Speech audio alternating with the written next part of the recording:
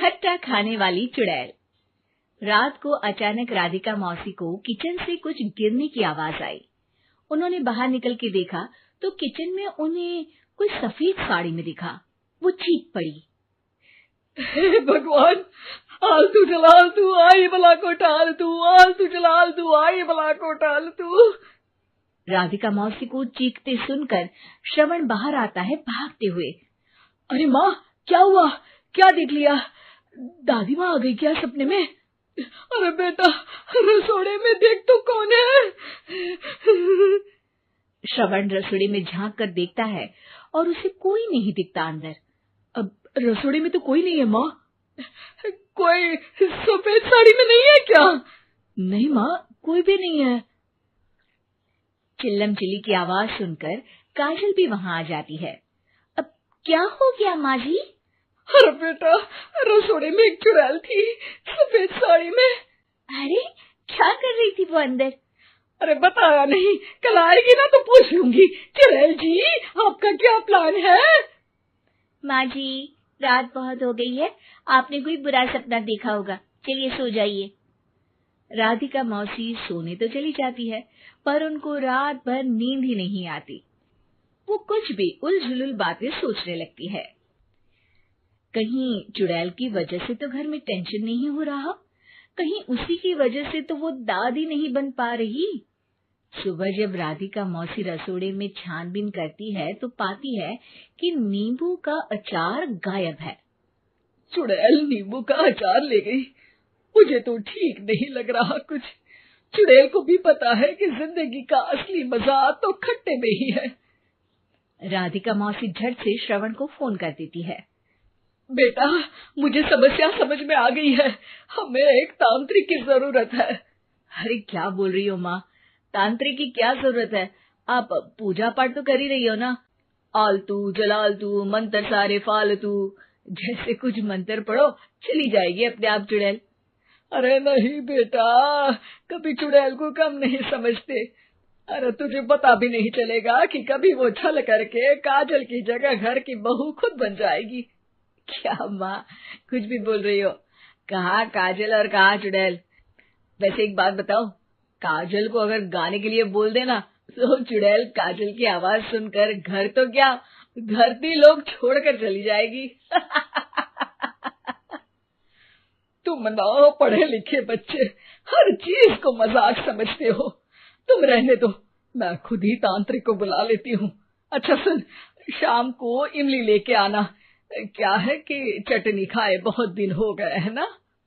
नहीं माँ, इमली तांत्रिक से ही मंगवा लो ना, आटा वगैरह भी उसी से पिसवा लेना। देखो मुझे काम करना है।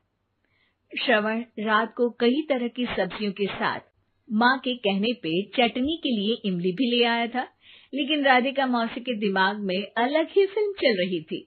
उन्हें अब सिर्फ शक ही नहीं यकीन होने लगा था कि शायद चुड़ैल ने श्रवण पर अपना जाल बिछा दिया था, जिस वजह से श्रवण उनकी बात ही नहीं मान रहा था।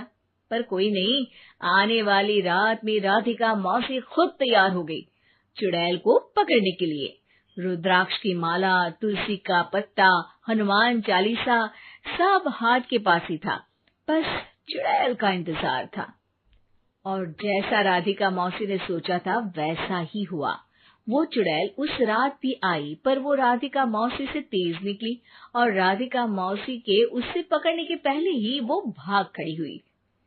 जरूर बहू पे साया है उस चुड़ैल का, तभी तो श्रवण के कमरे में गई है। और अगली सुबह राधिका मौसी पिछली रात हुए हमले में किन चीजों का नुकसान हुआ उसका हिसाब लगा रही थी। उनके खेमे से एक आम के अचार की शीशी भी गायब हो चुकी थी, और वो इमली भी जो कल श्रवण लेकर आया था। राधिका मौसी इस बारे में सोच ही रही थी कि श्रवण जल्दी से रसोड़े में आकर दवाइयों की पोटली ढूंढने लगता है। अरे बेटा, क्या हो गया? अब माँ, वो काजल की तबीयत खराब है, बहुत घबराहट हो रही है उसे। हे भगवान, मैंने पहले ही कहा था कि तांत्रिक को बुला लेते हैं, पर नहीं, अब देखो उस चुड़ैल ने काजल को अपने वश में करना शुरू भी कर दिया है। हालांकि श्रवण भूतों में विश्वास नहीं करता था, पर अब वो भी डर जाता है और राजी हो जाता है एक तांत्रिक को बुलाने के लिए। कुछ ही घंटों में तांत्रिक आ जाते हैं और राधिका मौसी तांत्रिक जी को सब बता देती है। घोर संकट, घनघोर संकट, चुड़ैल को मारू जोर चाकट, ओम भट स्वाहा खटखा के आहा। अरे ये क्या मंत्र है? मेरे खुद के ओरिजिनल मंत्र है, कल रात को ही लिखे हैं, अच्छे लगे तो दाद चाहूंगा। एक और मंत्र सुनो, अर्ज किया है आब्राकडाब्रा, दिल्ली बम्बई आगरा, चंदा मामा सोवरले सुरन मामू जारा। ये मंत्र है? अरे कोई 40 वालीसा पढ़ो ना। वक्त कम है, 40 नहीं पड़ेंगे, 20-25 में काम चलाना पड़ेगा। अलग निरंजन जाके लंदन, मुफ्त का मंजान घिस मेरे नंदन। अरे जल्दी करो तांत्रिक जी, जल्दी करो। तांत्रिक अपने उल झलूल मंत्र पढ़ने लगता है। श्रवण को तांत्रिक पे शक होता है। वो अपने एक डॉक्टर दोस्त को कॉल कर देता है ताकि कोई अनहोनी हो तो इमरजेंसी में चीजें मैनेज हो जाए। तांत्रिक धुनी रमाता है, जिसकी वजह से कमरे में काफी धुआं हो जाता है और जिसकी वजह से बहू की घबराहट बढ़ जाती है। अब भागेगी चुड़ैल। हाँ। बहू खांसते हुए धुएं से बचने के लिए बाहर चली जाती है। अरे भाग रही है, भाग रही है। पीछे पीछे श्रवण भी जाता है। बहू एक सोफे पर बैठ जाती है। तभी डॉक्टर दोस्त आ जाते हैं और श्रवण को पानी लाने के लिए कहते हैं। थोड़े चेकअप के बाद डॉक्टर कहते हैं, मेरे हिसाब से जाप का काम पूरा हो गया है। क्या मतलब? अरे कुछ भी नहीं माँ, कोई चुड़ैल नहीं है, खुशखबरी है, अब दादी बनने वाली है।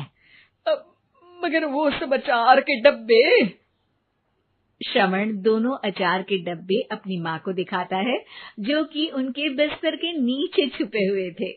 आपने सही बोला था माँ, वो चुड़ैल काजल ही थी जो खट्टा खा रही थी। हमें कल ही पता चला, पर हमने आपको ये तांत्रिक वाला काम करने दिया ताकि आपको भरोसा हो जाए कि भूत वगैरह कुछ होता ही नहीं। अच्छा अच्छा, ये तो बड़ी खुशी की बात है, पर बेटा मुझे एक झाड़ू तो ला दे। क्यों माँ? ये तांत्रिक का भूत उतारती हूँ मैं। अब तांत्रिक राधा मौसी के डर से घर से भाग निकलता है और राधा मौसी उसके पीछे भागती है। अरे संकट ये घनघोर है, तांत्रिक मुआ चोर है।